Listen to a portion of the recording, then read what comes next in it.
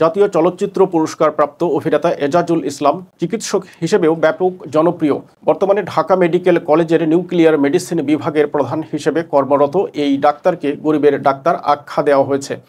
সম্প্রতি ডাক্তার এজাজের একটি বেসরকারি টিভি চ্যানেলের টক শো ব্যাপক জনপ্রিয়তা পেয়েছে, যেখানে তিনি জানিয়েছেন ঢাকা মেডিকেলে আসার পর সেখানকার স্টাফরা তাকে ভিজিট ফি বাড়ানোর জন্য বলেন। তাদের কথায় ৩০০ টাকা থেকে ফি ৫০০ টাকা করা হয়। দুদিন ৫০০ ফি নেওয়ার পর ডাক্তার এজাজ বুঝতে পারলেন অনেক রোগীর এই খরচ বহন করতে কষ্ট হয়। পরে তিনি আবার ৩০০ টাকা ফি নেওয়া শুরু করেন। তিনি স্টাফদের বলেন, ভিজিট ৩০০ টাকায় থাকবে এবং এটা আমৃত্যু।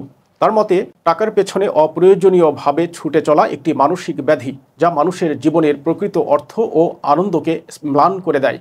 স্বাচ্ছন্দ্যে জীবনযাপনের জন্য মানুষের খুব বেশি টাকার প্রয়োজন হয় না, কিন্তু যখন কেউ টাকার প্রতি অস্বাভাবিক আসক্তি তৈরি করে তখন এটি নেশায় পরিণত হয় এবং মানসিক স্বাস্থ্য ক্ষতিগ্রস্ত হয়। ডাক্তার এজাজুল ইসলাম নাটক ও চলচ্চিত্র অঙ্গনের জনপ্রিয় একজন অভিনেতা। জনপ্রিয় কথা সাহিত্যিক হুমায়ুন আহমেদের মাধ্যমে তার নাটকে আগমন। তার অভিনীত প্রথম চলচ্চিত্র শ্রাবণ মেঘের দিন।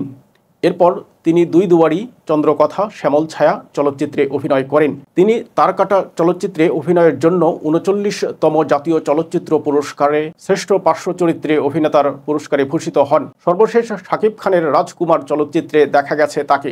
ডাক্তারি পেশার পাশাপাশি ডাক্তার এজাজ নিয়মিত বিভিন্ন নাটকে অভিনয় করে যাচ্ছেন।